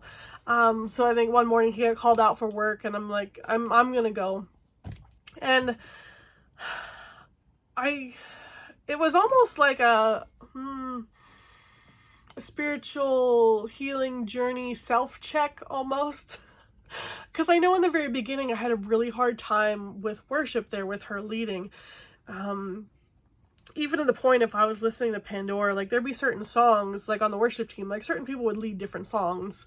And there'd be certain songs where like in my mind, like I'm like, oh, this is one that she would always lead. And if that would come up on my phone, it was just like an automatic like dive for the phone, like skip. Like I can't, like it was very triggering. So I wanted to pop in and, you know, how am I doing? How is my body responding kind of thing. And also, like, yes, like she's absolutely refused to talk to me. But I know like if I never show my face there, then the issue just kind of dies and like nothing ever happens. And I still had hope for reconciliation and healing. And I figured like maybe if I just, you know, pop in every once in a while and I'm just make my presence known, be like, I'm still here, and hopeful that she would come talk to me or something. And I love like stopping in to see my friends. Like I miss them dearly. So the morning that I stopped in was January 30th, 2022. And this is, you know, the notebook I had taken that morning, my little mermaid journal. And on the way there, the song Graves into Gardens came on. I'm like, And then the sermon that morning was talking on Ezekiel 37, 1 through 14. And so I wrote down directly from the notes in the sermon, it says, our bones are dried up and our hope is gone. We are cut off. I am going to open your graves and bring you up from them. I will bring you back to the land of Israel. Can anything good still happen here? Only you know, Lord. Woo. So I left with like that kind of on my heart. Like, is there still hope? Like, I just... February, so a full month, like, or, you know, a couple weeks after that, I reached back out to the board member that had been helping us. And I'm just like, listen... I'm like, I just need to know what the gist of what I said that morning that was received so poorly. I said, I honestly have no idea. I'm like, I just need to know what happened. Like, no one will tell me. Like, please, like, can you help me? Just answer that question. He did, you know, reach out to the worship leader, and she did respond to him, and then he forwarded that to me. He's like, I have a response copied below. It's written in the person as if she were explaining things to him. You'll get what I mean when you read it. I pray this helps bring healing for you and peace of mind. She says, we have a culture within our church and specifically within our worship team. It's a culture we've developed lovingly and carefully, and one we feel the Lord has guided us to. Those who participate have felt safe and accepted because of the culture we have cultivated and established. It has happened over the years that there have been those whose own values rub up against the values we've established. In general, we've been able to work it out, or the person decided for themselves to move on. With Jen's me, it seemed like this was the path she was taking. We had several discussions, and she was clear about the certain aspects of the things she felt we were lacking in, specifically the soul care area. She had stepped out of the team and seemed to be back and forth with the church in general. I understood and allowed her the flexibility to do what she needed to do. When she attended the Sunday school that day, she attacked our culture. Now, her grievances with our soul care process, etc., were laid out before many worship team members, many of whom put their trust in me and the culture of our worship team. She had stepped outside of our community and our culture and attacked it with her criticism of a value we hold very closely. It would be like someone coming into a family home, one where the family members all felt safe and cared for, and someone came into the home and began to tell the family why it actually wasn't safe and where the home was defective. That is sowing seeds of discord and fear. Her comments had the potential to disrupt the healing process that many of our members were walking through at the time. I'm not taking an authoritarian stance at all, and I'm not gaslighting here. I welcome input and insight and suggestions. I also have to measure that input against the values and the culture that have been built. Jen's comments that day seemed more like a bone to pick and a way to make sure everyone knew of her dissatisfaction. After this happened, I knew there would need to be a reconciliation and restoration process if she wanted to participate with us again in any way. Just need to pop in here because I realized this in my timeline later, like actually kind of recently. So that Sunday school morning happened in April of 2019. In July of 2019, I had asked to kind of rejoin the worship team, hop back in. I said, following up to my last email, I'd like to be scheduled maybe once a month. I don't know if my schedule can handle more than that, and I wouldn't be able to come on Monday nights on a regular basis, but I could try once a month and see how that goes if it's okay with you. She says, we can do it once a month if you'd like to give that a shot, and whenever you can do Monday nights will always benefit you, but I know you'll have to work within your schedule, smiley face. So 3 months after that supposed Sunday school morning event, she didn't have any issue with me rejoining the team. So now for her to say, like, the main issue was after that morning happened, she knew that I would have to go through this restoration period. Like, the timeline doesn't make sense to me on that. I truly bless Dan and Jen in their new place. Much time has passed since this incident, and it's good to move on for all of us. I want to read again what I started with in the beginning. It's possible to become so determined to defend a spiritual place of authority, a doctrine or a way of doing things that you wound and abuse anyone who questions or disagrees or doesn't behave spiritually the way you want them to. Now, this isn't necessarily the way the abusive pastor sees it. On the contrary, he may be convinced he is building God's kingdom, not his own. In his mind, he is so significant to the work of the kingdom, so important, so valuable, that he feels justified in doing nearly anything to keep that ministry on track. If people get run over, then that's because they got in the way of the great kingdom work he's doing. Collateral damage, so to speak. In a sick, twisted way, is crushing people for the glory of God. When abuse occurs, you don't just say much time has passed since the incident. It's good to move on. In May of 22, February, March, April, May. So it's four months after getting that, I emailed her and I said, I hope you're well. I've been pondering something deeply. And again, this whole time, like, spiritual warfare is kind of in the back of my mind because I'm just like looking for any explanation. I'm like, how is this possible? Like, what the heck? I said, I'm in a book study called The Invisible War by Chip Ingram. Do you remember back when you had sent us a thank you card after Dan prepared a meal for you guys? So she had sent us a thank you card, and we get like an email from the post office saying, like, this is the mail you're receiving today. So I saw, like, there was a card from her coming. It never got to us, never came. I said, and then it was awkward to ask you about it, but before I even asked you about it, our relationship already was on the rocks a bit, and I was in a waiting period of waiting for us to be able to meet. I thought, how odd that we've never been missing a piece of mail before this, and this is the one to disappear into thin air. I was very keen and aware of the thought that maybe the enemy was trying to keep any pleasant exchanges between us at bay. I even filled out the form at the post office to have someone physically search for it. It literally had vanished into thin air. From that point on, I viewed our relationship as being under attack for whatever reason. And maybe that is why I fought so hard for restoration. There must have been something on the other side of that restoration that the enemy did not want.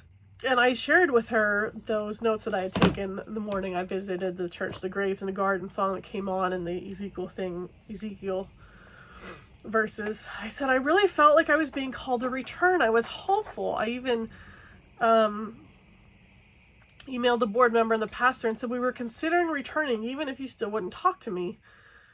And then about 2 weeks later, the board member shared with me a response of where things went awry, and you ended it with, it's good to move on for all of us. Closed door after closed door.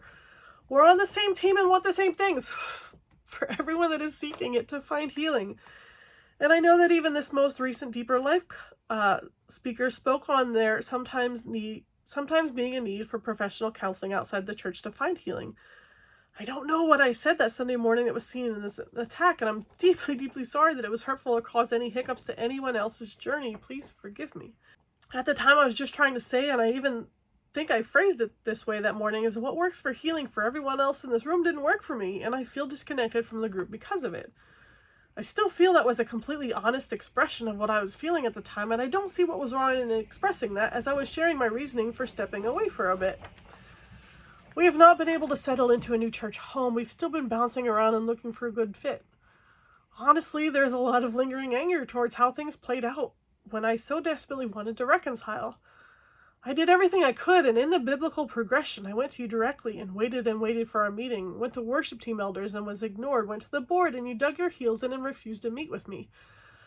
I never decided to move on. That decision was made for me, and I don't know that I'll ever fully understand why.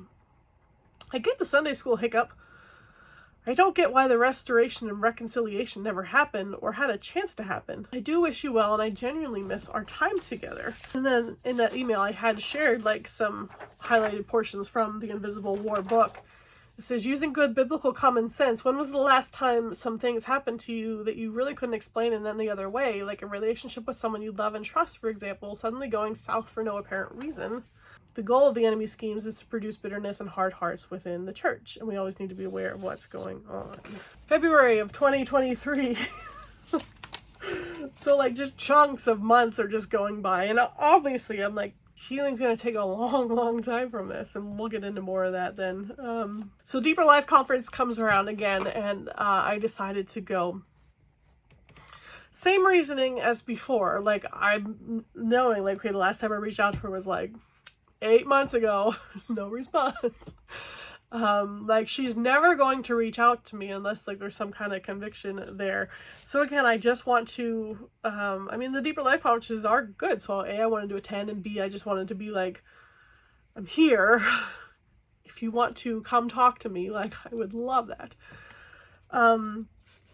So I go in and sat like where we would typically sit, was, over. And before service starts, I see her approaching me. Oh, I'm getting like so excited. And on the tip of my tongue, like before, like I didn't even like want to give her a chance to like, before she said anything, I just wanted to be like, can I give you a hug?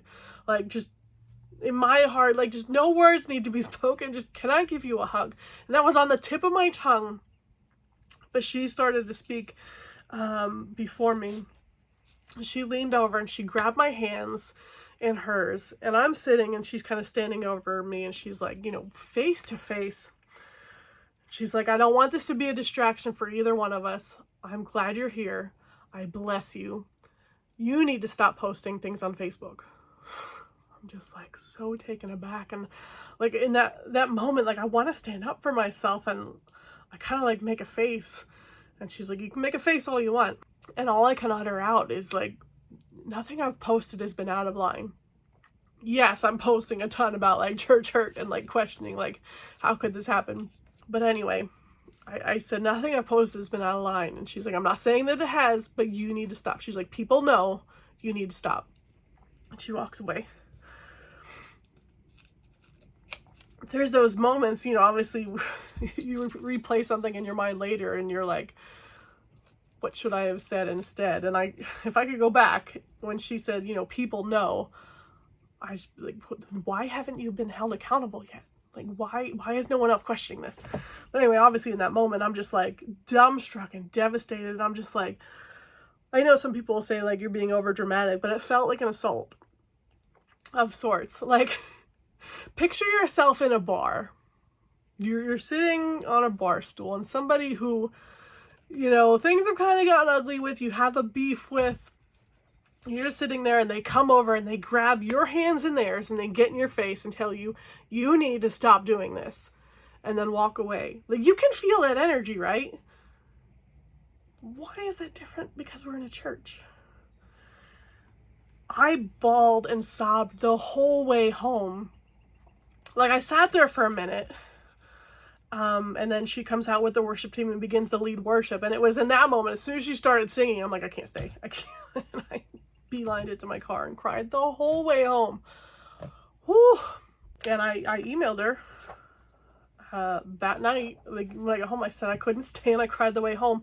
I was so excited and hopeful when you approached me, and can I give you a hug was on the tip of my tongue until I realized it wasn't that type of conversation. How in the world did we get here? My heart has grieved every day over this, and it still overwhelms me. I have ran through things in my mind a million times, and I don't know how we got here. I'm so sorry for whatever I said that morning. It wasn't intended to hurt anyone, and for a year afterwards, I didn't even know that it did. You told me I was unsafe, and I was eager to work through and clarify whatever had led to that, and then you got sick, and I'm so very sorry that you went through that. I can't imagine. So another year went by before I approached the idea of working through things with you again. I don't know what changed during that time, but suddenly the offer to talk about it was rescinded. And yes, I've been angry, hurt, confused, and feeling rejected since that time. I can't make any sense out of it. Why was the offer of reconciliation taken off the table? Why would a church leader harshly and suddenly refuse to talk to me for several years? How is that even allowed without any explanation to me? How did a misunderstanding get us here? Is there still hope of reconciliation? So that's February 2023, where I'm still asking, like, is there still hope? Like, come on. So with the lead pastor and the board member, there was talk of like mediation, like bringing in a mediator. I think it was around that time when I was like started to become absolutely positive, be like, this is spiritual abuse. And I'm like, no. You don't sit down with a mediator for that. And there's a whole section on that. Most elder boards or governing bodies don't like division in their ranks. Like most Christians, they want to see disputes resolved quickly, and that's good. Indeed, there seem to be more peacemaking ministries now than ever before. And the church that we're talking about here, the organization, like not this, like the local church, but the organization as a whole does have like a peacemaking team. But this eagerness to establish peace sometimes leads churches to rush the victim of abuse into a reconciliation process with the abuser that is ill-conceived. Because churches often frame the whole issue as merely a conflict, they figure they don't need to focus on justice or accountability, and instead they think the problem can be solved merely by getting the abused and the abuser in a room together where everyone confesses their sin. But this sort of approach is deeply concerning. An abuse case is not just a conflict. It is not an equal playing field. Mutual confession of sin is not an appropriate starting point in response to an injustice. Victims should not be asked to meet with an abusive pastor unless he has been held accountable. The foundation for reconciliation always begins with the truth about what happened and accountability for what happened. And it is the job of the church, not the victims, to provide that accountability. If the church fails to provide it, yet insists the victims meet with the abuser, they have shifted this burden to the victims. The church is making the victims do the job that it failed to do. Now the victims are in a position where they have to prove their case, all the while having no protection or help from the church. This scenario provides the abuser more opportunity to attack the victims, essentially abusing them all over again. Victims should not meet with an abusive pastor unless he is genuinely repentant. I'm just going to continue to talk about some things here that were helpful. Talk about authority. Again, these are quotes written from some of the books here. Christian leaders do not have command authority over believers. They are not authorized by Scripture to give orders or coerce submission. They dare not cross the boundaries of what is acceptable to the group. To question is to be disrespectful or disloyal. There is this unwritten rule, and you only know it exists when you violate it. Oh, that struck a chord with me, because this was this amazing, wonderful group. So I didn't realize this rule existed until I violated it. I learned real quick that it was there. Troublemakers are labeled. When someone breaks a rule in the group, they're labeled as a troublemaker, sower of discord. Oh, yes, those exact words. It doesn't matter what the label is, because now the label is being sent away, not a person. Labeling reduces the person to a thing that must be dealt with. To leave the individual's personhood intact is to leave them with a level of respect from the leadership. That then allows the membership to respect them as the person they have always known. But when they carry a label, the members disregard the person behind it. If I'm a sower of discord, then all of my closest friends now have free reign to be like, nope. And all those closest friends, like, pretty much I had to go through my Facebook list, and I did like unfriend mostly everybody that attends there. Not that I don't want a future continued relationship with them. Says you need time to rest and sort out your questions and resolve emotionally loaded issues. You need space and a community where you're not triggered by things that remind you of your bad experience. I cannot scroll through Facebook and see names of people that attend there.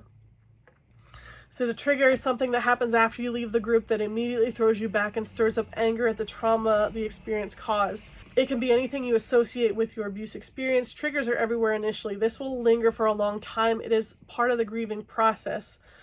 Taking proper steps to find healing will shorten that time. But for the time being, like that was a step that I needed to take, because it was just stirring up so many emotions in me that I couldn't. We're talking about like the healing from spiritual abuse. And again, looking at my specific experience and timeline, like I was in such like that fragile state of like, okay, I'm in the beginning journey of finding my true healing. Like that was the time when I needed like the best like support. But instead I got, you have not found your freedom. You have an arrogant, rebellious spirit. So when people realize their leaders are abusive and oppressive, it can be spiritually debilitating in profound and unique ways. This person supposedly representing Jesus is nearly the opposite of Jesus, and that makes people wonder whether this whole Christianity thing may be a fraud. It's mentioned in almost like all of these books, don't throw out the baby with the bathwater.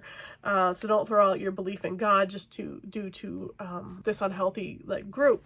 And many people that experience spiritual abuse like do question their faith, and a lot walk away altogether. It says being burned once is enough to keep you away from organized religion for a long time. In fact, many who have been abused never return to the church. For the moment, don't rush into seeking a new church home. Give yourself time to heal. Religious abuse damages our perception of God. The survivor of religious abuse has often had his or her idea of God shaped by the leaders in the system. God becomes whoever the leader or system says he is or projects him to be. When the leader or system is gone, the survivor is left to completely reconstruct his or her idea of God. In that process, we have to first deconstruct who the leader or system said I was. At this time that I am trying to like strengthen and solidify my identity in Christ, I'm being told all these things that are the opposite. I'm just like, oh, like stop. When leaders say you're to blame for this, you need to leave, how can someone with an undeveloped sense of identity believe that everything is okay with God? Again, I know it's hard, especially like when you're in the midst of things, to say this is an abuser. I don't like that label either, but if you look at the facts, like this is what has happened.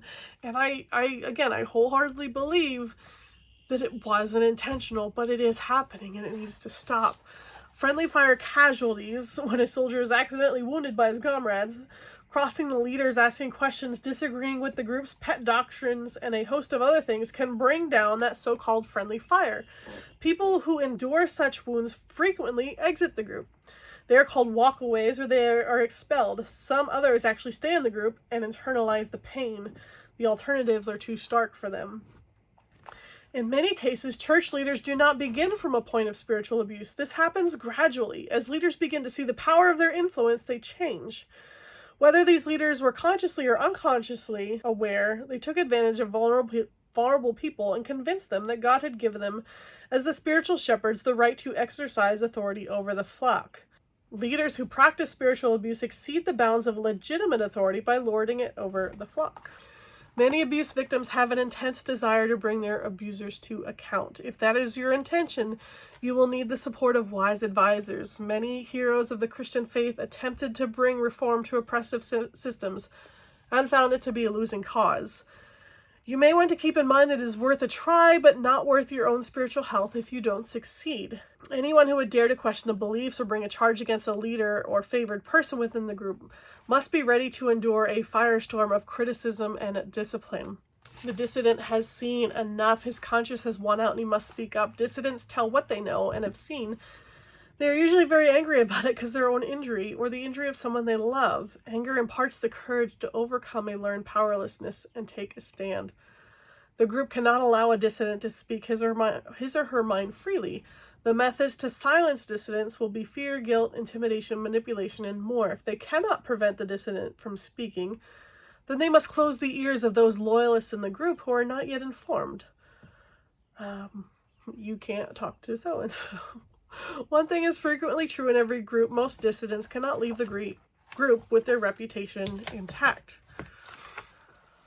One of the most devastating things for me has been the relational effects and the friends lost. And it says, although the emotional and physical impacts of spiritual abuse are painful enough, the relational trauma can be particularly severe.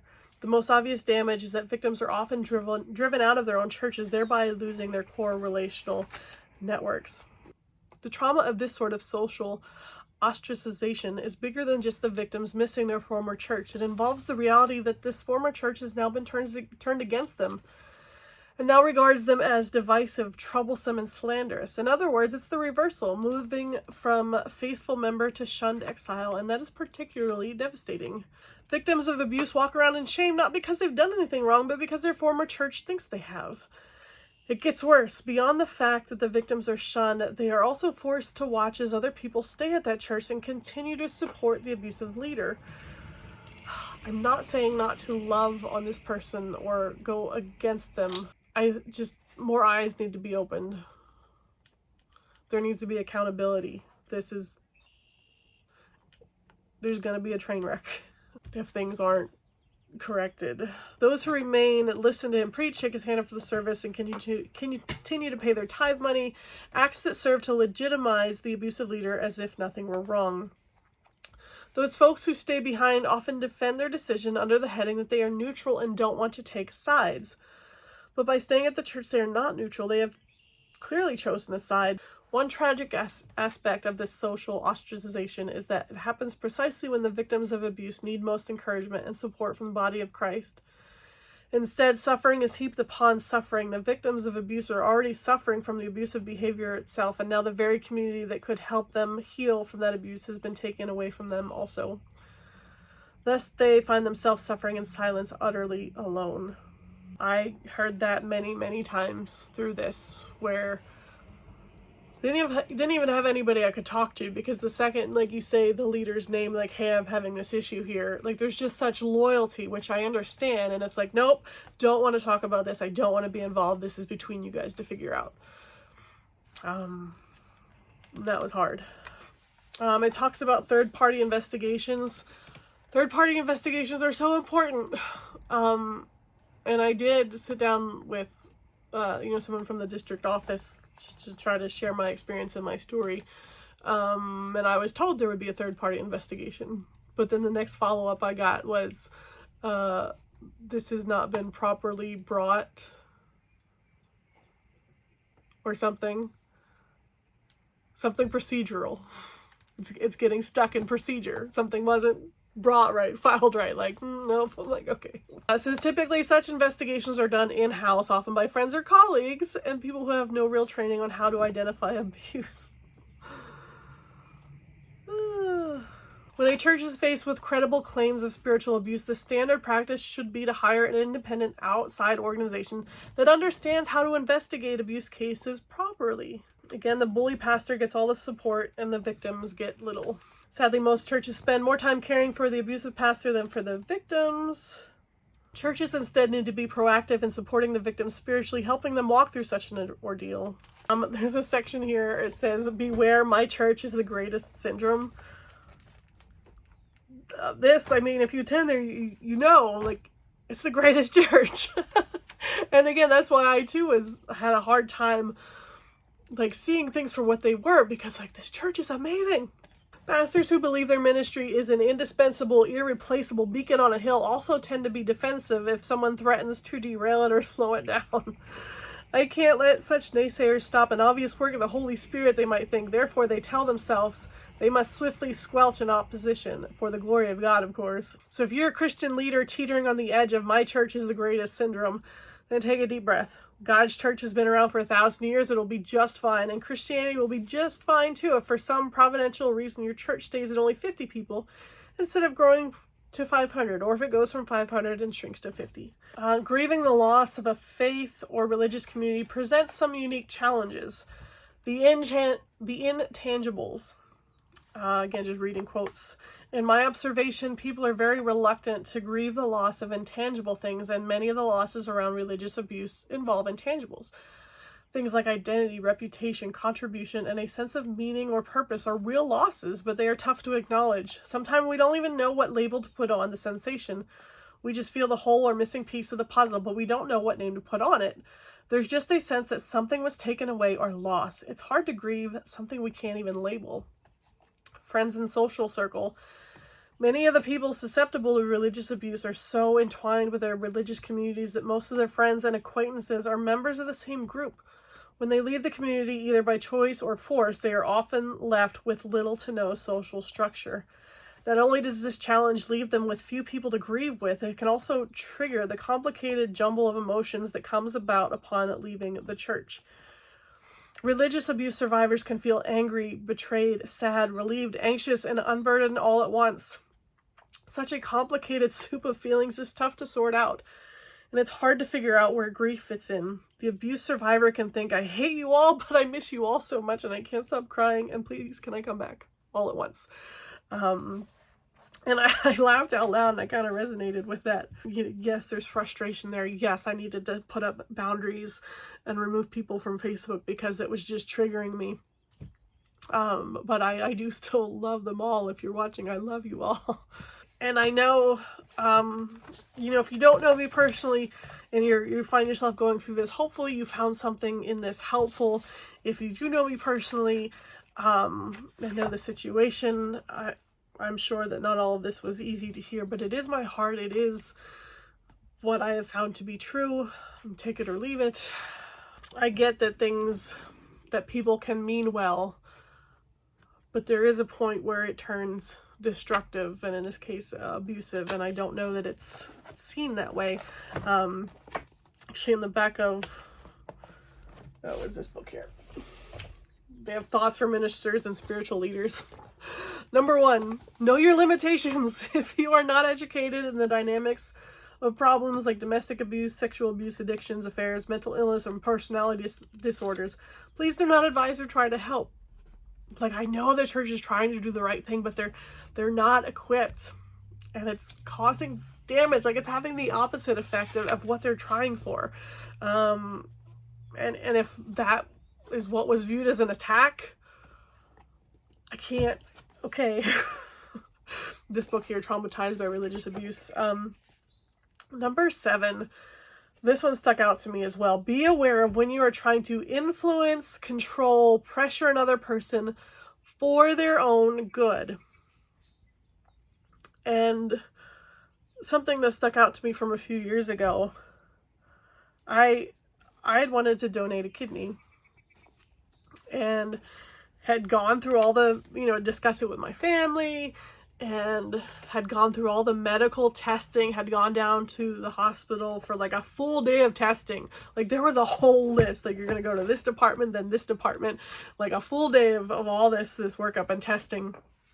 And you even meet with like the mental health professionals, and they will do an evaluation on you to make sure that you are of sound mind, and everything green light, smooth sailing.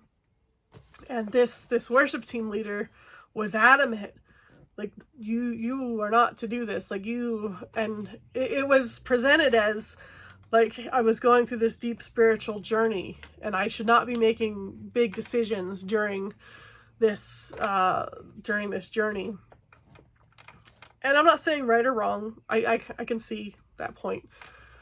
But to the degree that I felt that I was being disobedient if I would go through with this, she even called, like if you've been on the team for a while, you might even remember this. She called all the women from the worship team together for a meeting and brought me into the room to have them convince me like not to do this. And I think back now and I know, like, if her attitude or spirit would have been different, be like, hey, let's all get together and pray over Jen as she takes this step, or as she does that, that would have been the spirit of the room. But she was like, hey, we all need to get together and convince her that this is not a good idea for her. And that's what happened. And the surgery was already scheduled, and this was not a like a one surgery. It was one of those chain things. So like 4 families had been notified, and like this, it crushes me that, you know, they had been notified. I'm sure they were like ecstatic and excited, and I just felt so much grief because I have this leader telling me, no, like this, you can't do this. And I felt like I would be disobedient if I followed through with it. And I called and I canceled. And I still carry that, like that heaviness. But when it says there, be aware of when you are trying to influence, control, pressure, or another person for their own good. This leader is a music teacher. Like, and it just seems so absurd. Like the amount of control that I had given this person, like, over my life. 13, learn to discern between complainers and troublemakers and those who have been spiritually abused. So that has been my experience.